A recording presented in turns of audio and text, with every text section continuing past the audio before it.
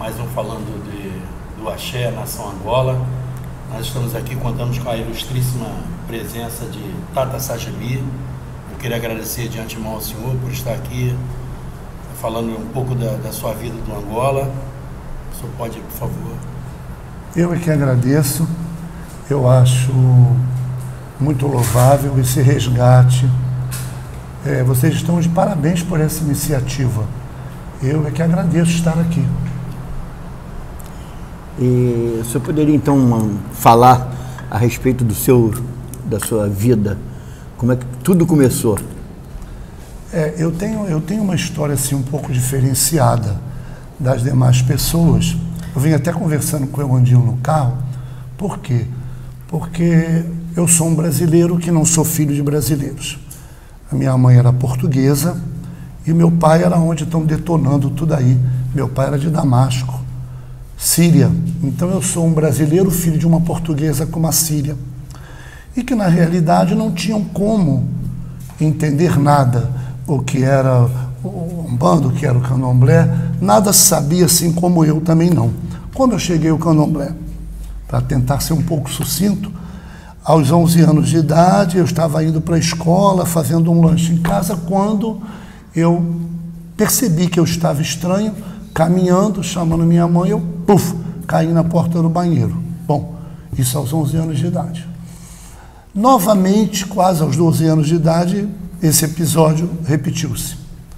E aí minha mãe me levou ao neurologista, porque o neurologista achava que eu podia ter tido algum ataque de epilepsia, e eu fazia um tratamento na Presidente Vargas.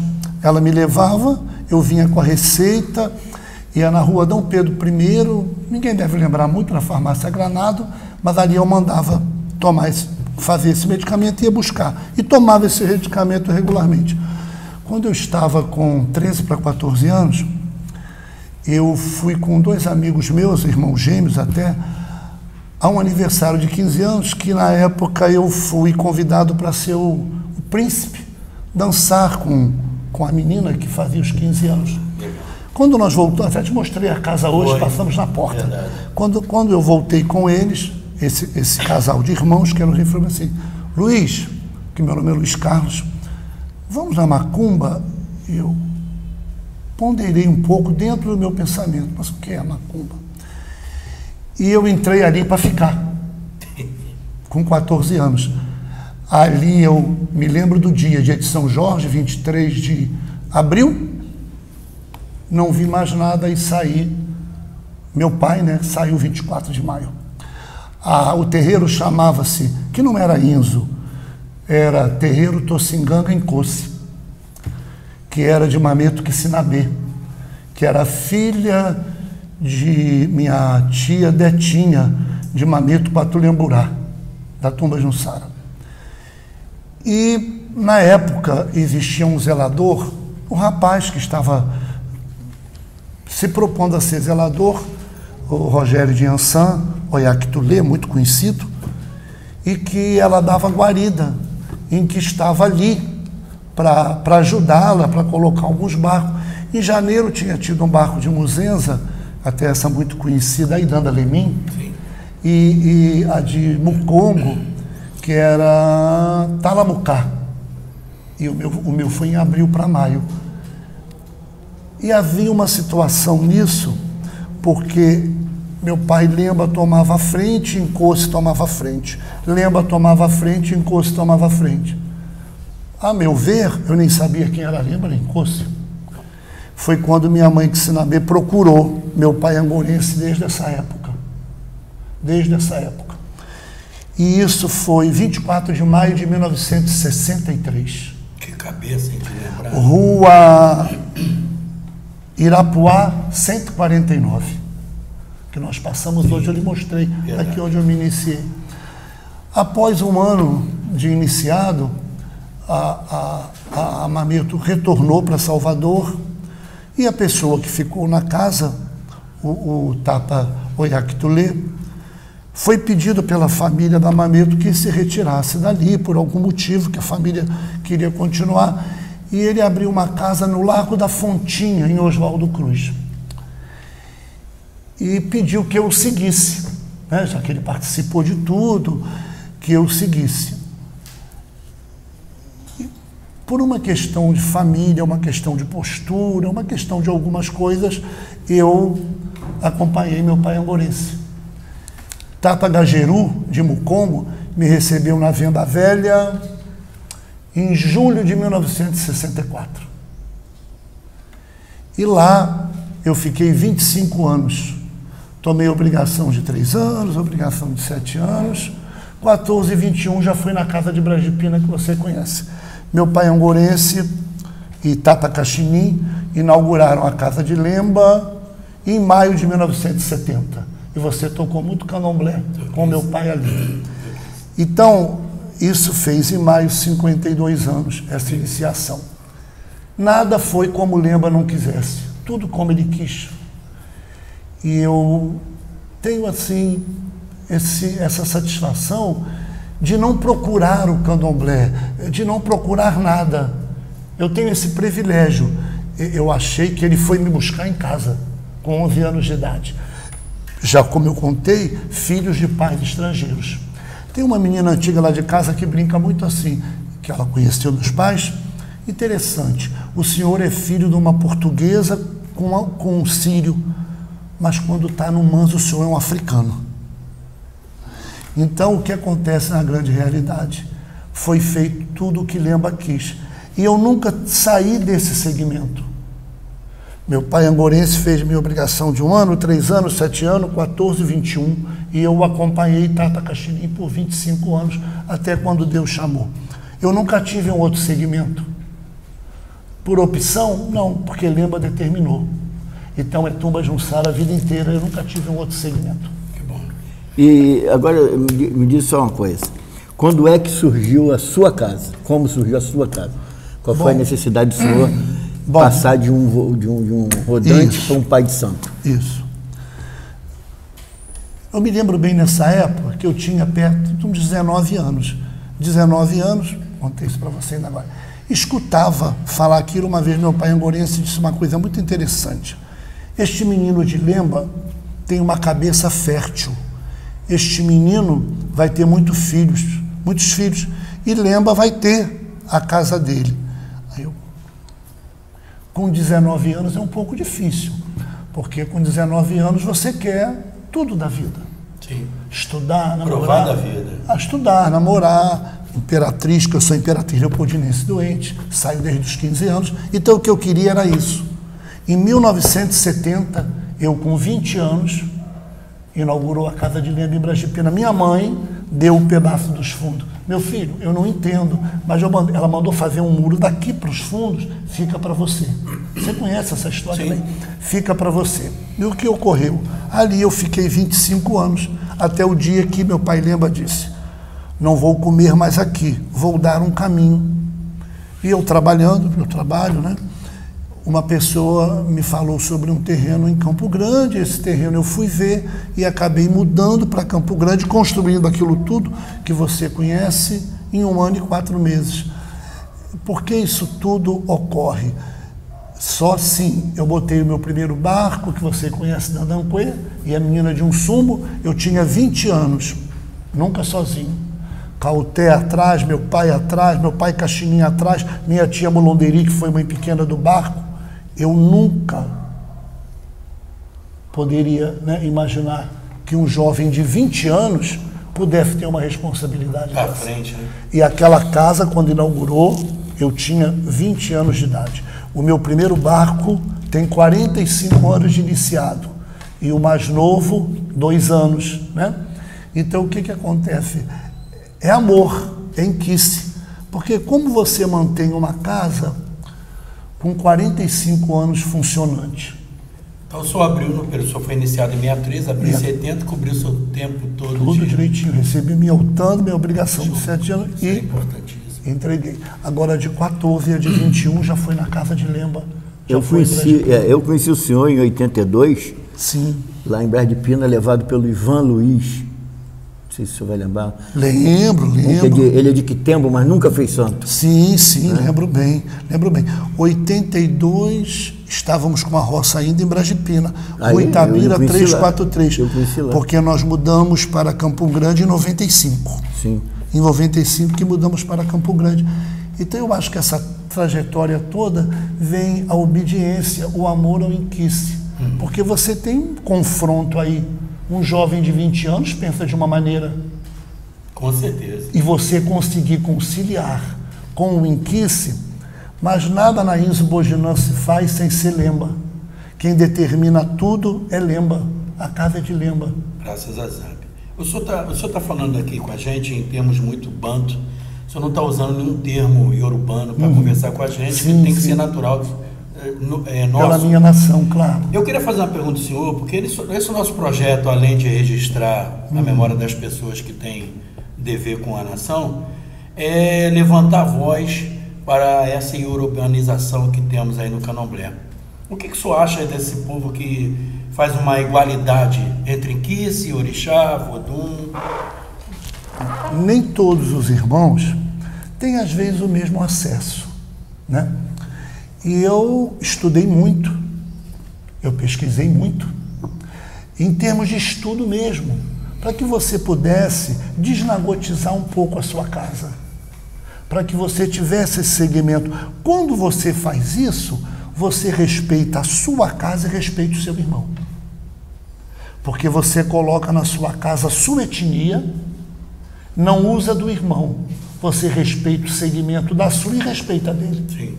Eu acho que todos deveriam fazer isso, mas não que eu não tivesse estudado. Eu acho importante a pesquisa, o estudo, não a pesquisa que você vai estar numa supremacia de conhecimento, não. A pesquisa que vai fazer bem dentro de você.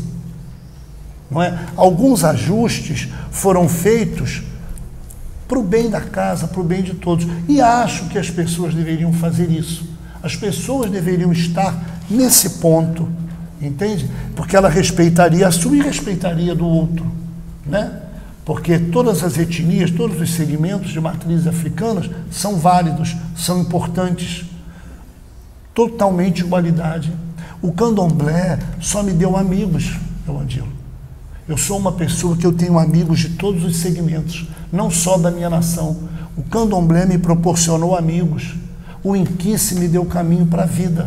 Deixa eu dar um corte rapidinho Pois aí. não, O senhor já está saindo do que eu queria pegar. Sim, pega. Hoje nós temos um grupo que é Povo Banto, Sim. que o senhor nos dá a honra de participar. Sim. O senhor, não sei se o senhor acompanhou as conversas hoje, mas ela girou mais ou menos em torno disso, da língua, da necessidade, do porquê. Isso. E foi uma discussão bastante acalorada até. Sim. Mas aí eu queria saber do senhor o seguinte: existem duas maneiras de se fazer o candomblé nesse aspecto de língua, que seria, como é que o senhor se sentiria melhor com um candomblé bem tocado e bem cantado, com as palavras bem entoadas, a dança bem feita? Isso ajuda na possessão ou não significa nada? Qualquer coisa que tocar e que cantar, o santo vem e está tudo certo. Eu penso da seguinte forma, é uma pergunta até muito interessante.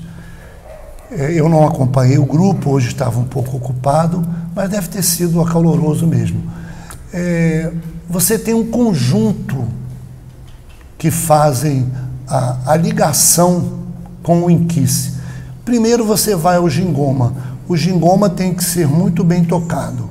Segundo, você vai os muimbu, as cantigas, para que aquele inquice tome o muquine, para que ele chegue, para que hajam as possessões. Obviamente, se você tem um gingoma bem tocado, se você tem a entoação com a pronúncia correta, você tem como atingir as divindades. Quando você atinge as divindades no canto, na fala, vem do âmago de cada um, você forma um conjunto de pessoas com a mesma fala, com o mesmo objetivo. É óbvio que o inquice está ali o inquice chega e a própria satisfação do inquice é muito grande. Eu acho muito válido. Não que o inquice vá reclamar de alguma coisa. Você falou A, não canta para mim não. Deixa ele que ele quer o U. Não, inquice não reclama de nada. Inquice não reclama nesse sentido. Mas existe uma propriedade... E aquela... Orelhinha. E aquela orelhinha. Isso. Existe uma propriedade maior de você ter uma energia presente em que emana todo aquele ambiente, por conta do conjunto. Todos cantarem correto, todos cantarem bem e o gingoma acompanhar muito bem. Perfeito. Né? Que é o nosso Pai Maior. O nosso elo entre o inquice e a nossa possessão é o gingoma. Eu fiz essa pergunta porque eu já ouvi de gente antiga conceituada. Não, meu filho, reclamar de alguém que estava tocando. Não, dando para dançar tá bom. É assim que funciona? Eu respeito, mas não é bem assim. A cantiga tem que estar coerente com a divindade que você está e com evocando. O toque do atabaque. Isso eu já havia falado dos atabaques. Se você está emanando aquela energia para que venha caiambo, que venha angulucema, que venha matamba, você tem que estar coerente com o que você está chamando. Eu não acho que seja de bom tom você cantar qualquer jeito está bom. Não é dessa maneira, né? Para isso, você tem que saber, procurar saber e orientar os seus seguidores, os filhos da sua casa. Isso é muito importante. Eu sou muito a favor, em respeito a ambas as nações, ou as três nações, a favor tirar a desnagotização. Eu acho que isso deve acontecer. Não uma coisa que isso está agredindo a ninguém, mas uma coisa que você começa a observar a pureza da sua nação e você deixa a pureza da do outro.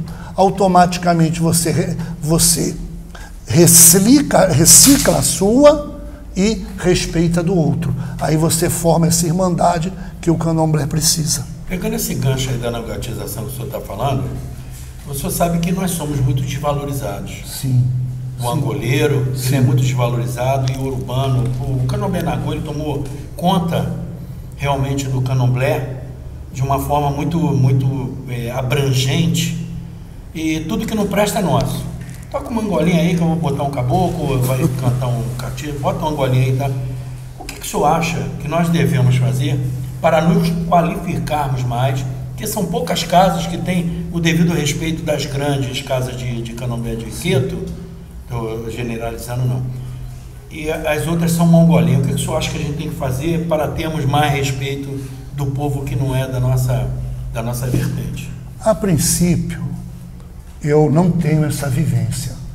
Todos os meus amigos, durante esses anos todos de Queto, do Jeje, me respeitam muito, eu respeito a todos. Eu, particularmente, não tenho essa vivência. Nunca ouvi uma brincadeira que seja, nunca ouvi nada, que menosprezasse a nação de Angola-Congo. Porque as pessoas a qual pertencem às outras nações, elas sabem da importância da outra. Você começa a buscar a história, procura saber quais os primeiros negros que chegaram aqui. Procura saber nas possessões quais as primeiras divindades que estavam aqui. Vodum, Orixá ou Inquice, ou Muquixe. Você buscar a história, você começa a observar isso. Houve por parte dos nossos antigos um embotamento. As pessoas se fecharam muito. Até hoje, quando eu faço alguma entrevista, minhas irmãs me ligam. Posso citar? Poxa, você está fazendo o que no rádio? Você está fazendo o que? Me ligam. Então, esse fechamento fez com que não foi só a mídia, a literatura saísse na Nagô, né? A visão para o leigo fosse Nagô. O Nagô ia para dentro das grandes casas, enquanto o banto era colocado no campo. Porque havia uma noção de que o Nagô tinha mais cultura que o banto. Eram culturas diferentes. Eu Essa acho... é cultura de Nina Rodrigues. Isso. Então, o que acontece na realidade mesmo? Eu acho que o caminho é esse. Você respeitar o outro segmento, que aí o outro segmento automaticamente vai lhe respeitar. E você tem que buscar essa cultura, melhorar. Você não vai mexer com os aquíces, você não vai mexer no seu manto, você vai melhorar o seu dia a dia, melhorar o seu cotidiano, colocar dentro da sua casa o seu segmento. Vamos lá, eu tenho uma caia, eu não preciso cantar saçanha. Então você tem que começar a ver esse segmento e mostrar aos seus filhos de dentro de casa a importância da sua nação. Eu em casa faço reunião, oriento a todos. Por quê? Porque aí o Angola vai ter a mesma respeitabilidade que tem as demais nações. Embora eu nunca vivenciei isso. As pessoas antigas, as pessoas do Pofunjá, as pessoas do Cantoá, as pessoas que se dão comigo da Catatá Fumutinho, nunca tiveram esse tipo de pensamento. Então, como eu acabei de falar, o Candomblé para mim só me deu grandes amigos, só me deu alegria, como vocês. Obrigado. Eu estou extremamente satisfeito porque eu os considero como amigo, vi você se confirmar, vi meu pai Muigi se confirmar, puxei Xangô para confirmar o Jassanã, que é uma pessoa que eu tenho muito carinho. O senhor conhece o Jassanã? Puxei ele, fui lá dentro do Rundembe, fui lá dentro do Rundembe trazer ele com Xangô. Eu estou com o cabelo no ombro, com 20 e poucos anos. Eu lembro dessa história de cabelo no ombro também. Você viu? Depois eles começaram a cair no ombro. Caiu, agora ficou tudo... entende? Mas eu acho que é dessa maneira que a coisa tem que funcionar. Não funciona com desavença, não funciona com incompatibilidade, não funciona com imposição. Funciona com busca, com estudo e você começar de dentro de casa. Porque se você não me tolera porque eu sou de uma outra nação, ou eu não lhe tolero porque você é de outra, para que se faz então a caminhada de tolerância religiosa? Se você próprio não se tolera. Não é? Por isso que eu acho que deve começar por aí. E o respeito mútuo é tudo. Agora, quanto à representatividade política, a gente vê aí os evangélicos enchendo a Câmara, né, federal, tem senador evangélico, todo mundo evangélico, e as leis estão aí massacrando. Lá numa cidade de São Paulo, recentemente, o prefeito colocou uma lei que proibia a matança de sacrifício de animal em qualquer tipo de religião.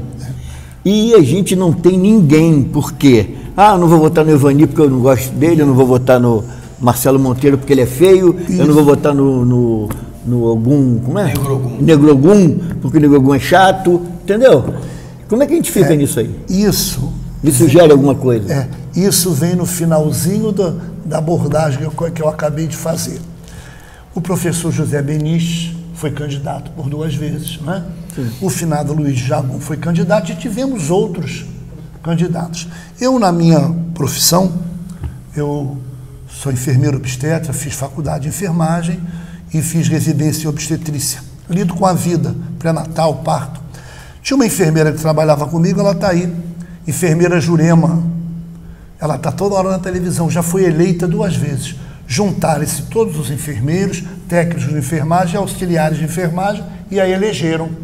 A enfermagem, o Conselho Federal de Enfermagem, o COFEM, precisava de uma representatividade para os enfermeiros. Mas ela é evangélica? Não. Ela já foi prefeita do Oxum. Já foi eleita 2 vezes, não como iniciada do Oxum. Foi eleita 2 vezes como enfermeira. Pois é. Essa união que os enfermeiros tiveram na época, que ela aparece toda hora aí, enfermeira tal, enfermeira Rosane. Essa união que nós dissemos assim, vamos botar um enfermeiro lá dentro e colocamos. Isso está nos faltando. Vamos colocar o Jassanã lá dentro e colocamos, ou qualquer outro irmão, porque nós mesmos não colocamos lá dentro. Não é ninguém, somos nós que não colocamos. E vejo isso para o futuro, muito ruim. Porque eu vejo as bancadas estaduais, municipais, federais, até porque sou do estado e do município, participo de algumas coisas, e vejo a posição com que os evangélicos tomam as grandes bancadas. Então, para o futuro, o candomblé me preocupa, porque até onde essa política vai favorecer só aos irmãos lá evangélicos? Precisamos acordar para isso. Precisamos ter um representante nosso, de qualquer maneira, não importa quem. Irmãos, precisamos nos fazer presente. E fazer presente é votar em algum irmão. Agora, o senhor não acha que a culpa é toda nossa em relação ao candomblecista, vamos generalizar, e ali na encruzilhada botar um despacho com a cabeça de bode, de galinha, um pé de galinha, uma farofa, suja a rua toda, é boa no cemitério, essas festas caprosas que tem. O senhor não acha que a sociedade recua por causa dessa demonstração de falta de respeito com a própria sociedade, conosco mesmo, de fazermos isso? Perfeito, você colocou assim, perfeito. Quando você não se autorrespeita, o próximo não vai lhe respeitar. O seu culto, ele pertence a você, não pertence aos demais. No outro dia colocaram uma foto no Face, eu vi um tipo de um ebó, vamos chamar assim, em cima de uma máquina de tirar o dinheiro, você viu? Eu achei aquilo um absurdo. Há poucos dias, meu pai Mogi, eu precisei ir ao Santander. Quando coloquei o cartão, olhei para cima, tinha um alguidar menor também em uma caixa de um banco. Estava esperando que você colocasse uma moeda ali. Não, olhe bem, o banco é uma sociedade comum, é uma sociedade empírica. Então o banco, ele precisa ser respeitado. Se o seu culto, se o que você fez é para caminhos de dinheiro, tem tantos lugares maiores. Por que nós lidamos com a natureza e vamos expor essa natureza? Isso não vai nos levar a nada. O que vai nos levar, sim, é seriedade. Seriedade de culto e respeito entre todos os irmãos de qualquer segmento, precisamos ter seriedade. Não sei como nós vamos formar. Em Salvador, nós temos uma sociedade muito importante, né? Que é uma federação, e temos o Aquabanto também, que é uma federação que foi chefiada há muito tempo por seu Benzinho, depois por seu Demi, muito tempo, né? Grandes tatas, e aquela federação controla tudo. Eu não sei se no Rio de Janeiro nós temos assim fatores comerciais. Mas já na Bahia já não está mais controlado. Também não está.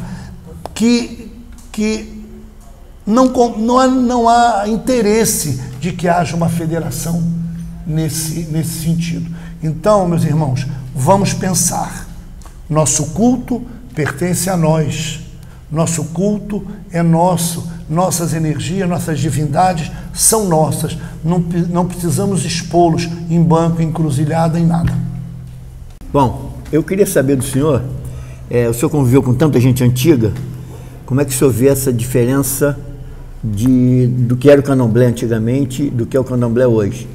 Se perdeu, está se reestruturando, há como fazer um resgate do que acontecia antigamente, voltar o candomblé a ser como era antigamente, as roupas, essa pedraria toda essa coisa, o senhor tem condição de retornar a isso?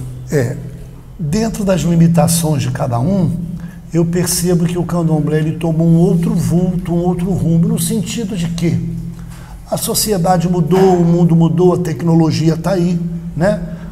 Quando eu me iniciei, não foi permitido nenhum retrato. Então, o que é a obrigação de 3 anos? Não podia tirar retrato. Só tirou da de 14 para lá, assim mesmo escondido. Então, vê bem, o que acontece na realidade? O candomblé e as pessoas que estavam no candomblé, elas se firmavam em cima de um propósito. Esse propósito chamava-se religiosidade. O que se resume a religiosidade? O amor e o respeito por qualquer segmento. Inquice, Muquixe, Vodum, Orixá. E as pessoas se ajudavam entre si. Não havia uma disputa de ego, porque o candomblé, ele era uma religião de um povo. Não era como hoje, tão divulgado, mas existia uma religiosidade. O que eu acho hoje, que algumas coisas estão sendo colocadas à frente da religiosidade. Alguns propósitos pessoais, alguns propósitos comerciais, alguns propósitos de autoafirmação, né? E o que eu peço aos irmãos é que busquem um pouco dessa religiosidade, busquem o amor ao inquice, busquem o respeito aos inquices. Aos meus filhos eu deixo esse recado, aos irmãos, e consigam observar que já se tem uma dádiva de entrar em possessão e ter o inquice, ter uma divindade da natureza que vem em você. Isso já é uma dádiva. Então faça disso uma alegria, uma dádiva, uma religiosidade. Não faça disso outras intenções, porque senão o candomblé, ele vai haver uma disputa de egos. Quando você perceber, você não tem mais essência. E o que perde a essência, perde o motivo de ser. Perfeito. Se você não está na essência, se você não está no segmento dos seus ancestrais, quem não tem ancestrais, não tem história. Então eu peço, por favor, nunca mexam ou mudem nas essências, cada um de suas raízes. É um recado que eu deixo para todos. Esse humilde filho de Lemba aqui deixa para todos.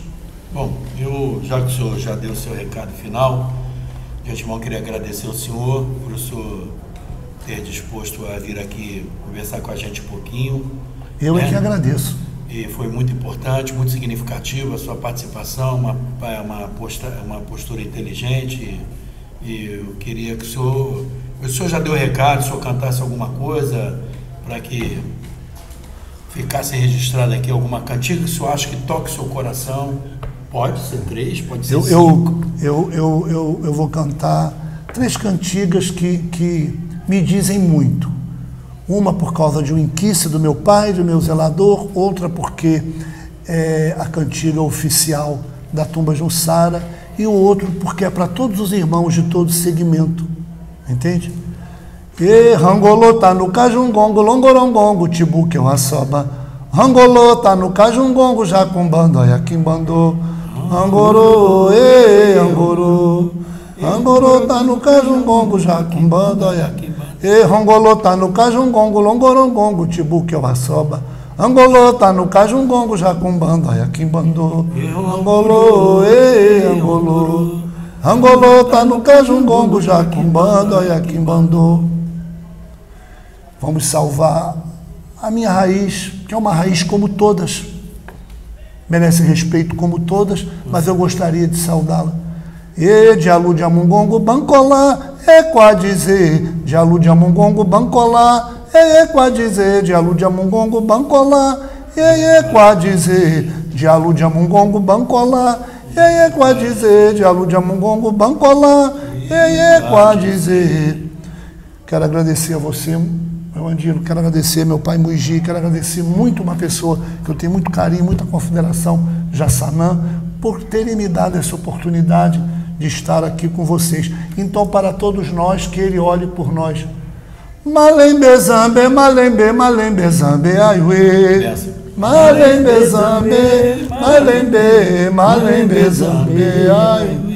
Malembe zambe, malembe, malembe zambe, aiuê. Malembe zambe, malembe, malembe zambe, aiuê. Malembe zambe, malembe, malembe zambe, aiuê. Malembe zambe, malembe, malembe zambe, aiuê. Em que se lembra Becamuvó. Auê.